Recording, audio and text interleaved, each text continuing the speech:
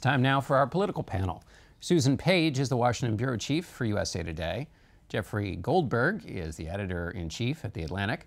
We're also joined by Slate Magazine's chief political correspondent and CBS News political analyst Jamelle Bouie, and Ramesh Ponnuru, who is a senior editor at the National Review. Jeffrey, I want to start with you with the Secretary of State's comments on North Korea. What did you make of those? He's walking a line, obviously. The thing that's interesting about his position is that you see that this administration still believes that the leader of North Korea is someone who could possibly be negotiated with.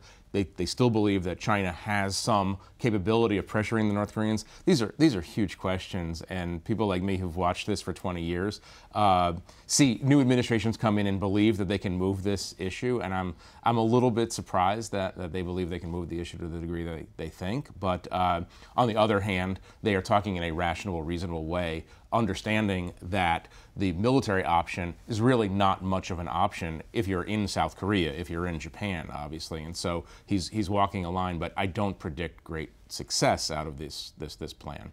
Ramesh, it does seem difficult to kind of try and figure out. We're a few weeks away from Fire and Fury, which was President Trump's said that if North Korea threatened again, it would see Fire and Fury. But the Secretary of State, while saying there's a military option, is clearly still working the diplomatic, very clear at the first to say, we don't want a regime change in North Korea, which is a clear signal to them. What do you make of where things are now? This is the latest iteration of a pattern, really. Right, and I think that the Secretary of State's call for a de-escalation of rhetoric is particularly interesting in light of the president's earlier comments about Fire and Fury. Look, I think he's conceding that the attempts we have made to send a message that they need to calm down and stop saber rattling have not gotten through, and so it does have a little bit of a disconcerting sense of spinning of the wheels. Just a quick point on that. You know, he talks about the four no's, but the South Koreans, our allies, just this week, let it be known that they have a decapitation plan at the ready. In other words, a violent removal of North Korea's leadership. So the North Koreans, I'm sure, are not hearing Rex Tillerson. They're hearing about the decapitation plan. Well, and Susan, they're going to hear from the president. They are hearing from the president in tweets and other places. What do you expect? The president goes to the General Assembly next week to speak to the world. How do you see that in this context? And the number one issue he faces is North Korea. And today he labels the leader of North Korea Rocket Man in a tweet, which I am sure is not something that Rocket Man finds amusing, right? It's not easily translatable. It's either. not really. It's not a diplomatic. Although he's a fan of Western music, and so Elton John could be available for anyone trying to explain what's going on. You know, the trouble with pursuing endlessly through several administrations trying to deal with the nuclear in North Korea is that they're just closer and closer and closer to being in a really devastating position with their nuclear arsenal. So the ground on which this is being played just gets more and more dangerous with just the same options that we've had from the start. Jamelle, let me pivot here to the president's negotiating with another group, which is, say, the Democrats this week. Where are we at the end of the week in terms of what the president may or may not have agreed to or negotiated with the Democratic leaders, and then what Republicans are doing with that news? Well, I'm not sure that Democrats are entirely certain of what they've negotiated with the president, but so far what seems to have happened is the president has made a commitment to do something on DACA, on Deferred Action for Childhood Arrivals, the Dreamers. And Democrats believe that they are on the path to some sort of permanent solution for those immigrants. And the trade here is a permanent solution for border security, for spending on what the president has labeled sort of upgrading the fences and existing walls on the border.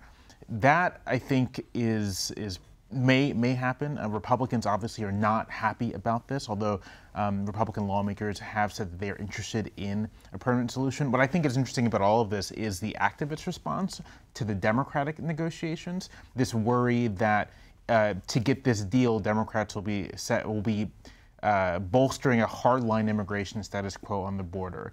And so there are rumblings that some activists don't want this kind of deal if that's what it takes to get a permanent solution for the Democratic activists. I don't know. You know, we always knew that when President Trump was elected with this different kind of coalition, that it was possible he could govern as a third-party president. Right. And I think that's what we've been seeing in the last few weeks. And this alarms, I think, some activist Democrats. But boy, it more alarms I think, Republicans who figured we'd accept President Trump and all the uncertainties that created if it meant we could get our priorities signed into law. And that's what it's in question now. I mean, See, I actually kind of disagree with that, because the border wall that Trump appears to be giving up, he's not asking for that, at least as part of this deal. It's not as though Mitch McConnell and Paul Ryan are enthusiastic about that. That wasn't a priority for the Republican Party establishment. That was a priority for Trump's base specifically. And I think a lot of congressional Republicans who are fine with legal status for this group of illegal immigrants who were brought here in most cases as children, that's not a problem for the congressional establishment. That's more of a problem for Trump's very distinctive base. They're the ones that he seems to be selling out. What's so interesting about all of this is that it seems like no one is happy here. On one hand, President Trump has not been able to advance a traditional Republican agenda like I think some Republicans hoped. On the other hand, he is betraying this core base of his that hoped on immigration restrictionism. Well, let me disagree with you. You know who's happy here? Americans who look at this and say, you know, for 16 years... Playing the role of optimist today. Yeah. All right. Americans who look at this and say, nothing gets done. 16 years they debated about Dreamers. Now, does it get done? We got through raising the debt ceiling and funding the government, at least for a couple months, with no big fight. Hurricane relief. I think this is exactly what people have been so frustrated about Washington, that nothing ever seemed to get done because no one was happy with making a deal. So, Jeffrey, is this letting Trump be Trump? Letting Trump be Trump allows him to tweet abnormally, let's say, and then make normal deals with people he actually likes. One of the things that's interesting, I think normal Trump, or letting Trump be Trump, is recognizing the fact that he likes Chuck Schumer more than he likes Mitch McConnell. Now, that's not a betrayal in his mind, because he doesn't care about Mitch McConnell, he doesn't care about Paul Ryan. He does care about the base, and so I think there's always a limit on how far he'll go, as long as the base becomes activated against him on the issue of the wall, which is highly symbolic. You already hear the Trump people, by the way, going back to this idea of normalcy, they're talking in a more normal way about, well, it's not really a wall, some cuts can be a fence, and some things we already have in place. Trump is being Trump in the sense that we can't predict what tomorrow will bring, and we can't predict what the next tweet will bring. Ramesh, let me stick to policy a tiny bit here in this context, which is, all right, the president has the beginnings of a deal here, but Republicans obviously want other things. There are other pieces in play. What are they? What should people pay attention to? But also, does this mean the president now has to be the negotiator through all the complicated pieces as he works with Democrats, Republicans, with himself, his base? Well, different Republicans want different things. Some would like a policy where it's mandatory for employers to use E-Verify to make sure that their new hires are legally resident in the United States. If the wall is gone, then there are other things that people want to look at in terms of border security. As for whether Trump is going to negotiate this, what's interesting is we use this language about negotiation and deal, but we're also unused to actual deals being made in Washington, D.C., that we haven't noticed that, in fact, the debt ceiling was not a negotiation, was not a deal. That was just Trump saying, I agree with the Democratic position. Yes. And so far, we have a somewhat more specific agreement between Trump and the congressional Democrats on legalizing Dreamers, and everything about the things that Trump might want from the Democrats is vague and up in the air. Susan, how do you see this playing out for Paul Ryan and Mitch McConnell, who have sometimes been on the receiving end of bad news from the president? They would have to manage a bill through here.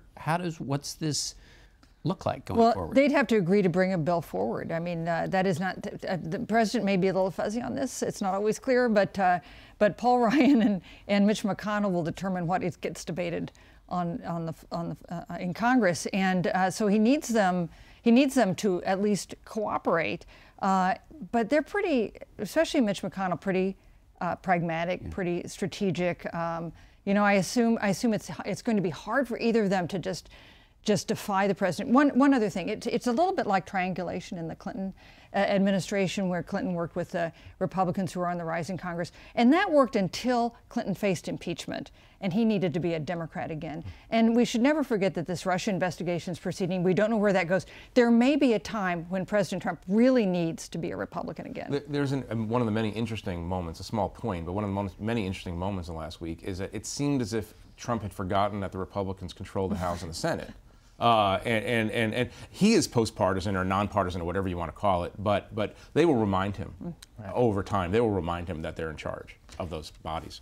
And Jamelle, going back to your point about the Democratic base, Jerry Connolly, Virginia Democrat, told Politico, there must be both political and moral limitations to how far they're willing to go with the president. And I was struck this week, the president had kind of two positions on what happened in Charlottesville. He signed legislation condemning the white supremacists. On the other hand, he again returned to this idea there are both sides. That notion of both sides is this moral piece that Connolly is talking about. I think that is the core dilemma right now for Democrats who find themselves in, I think, the somewhat unexpected position of being able to essentially dictate terms to President Trump and have Trump accept them. If that's the case, then why shouldn't you kind of, if you're working towards a practical goal, not take advantage of that? On the other hand, when the president is unwilling to make firm condemnations of white supremacists, when the president, until very recently, employed advisors who worked or ran websites that sort of facilitated those kinds of groups. Delivering a political victory or a policy victory to the president is in some sense delivering him a political victory as well. And then you're stuck in the situation where your practical accomplishments end up bolstering someone who morally you have this profound disagreement. And so I'm not really sure how Democrats square that circle, but I think it is a real dilemma. And I think on the activist level, liberal activists, progressive activists are very wary of this turn. Chuck Schumer is obviously comfortable making deals with Donald Trump. The base of Chuck Schumer's party, not going to be so comfortable. Right. Ramesh, what did you make? The president met with Tim Scott. Tim Scott trying to talk to him, the African-American senator, Republican from South Carolina, about these issues. What was the net result of that interaction, do you think? You know, it's not clear because it was after that meeting that the president went out again and talked about both sides. And one of the things that I think that suggests is that even though President Trump has been getting very favorable publicity for working with the Democrats, he cannot resist relitigating this previous episode where he got very, very bad press. He just has to have the last word in on that argument. Right, and now we have violence in St. Louis, which is going to perhaps provide another flashpoint moment for this question of race in America. Thank you to all of you. We're out of time. We'll be back in a moment to take a look at how Florida is recovering from Hurricane Irma.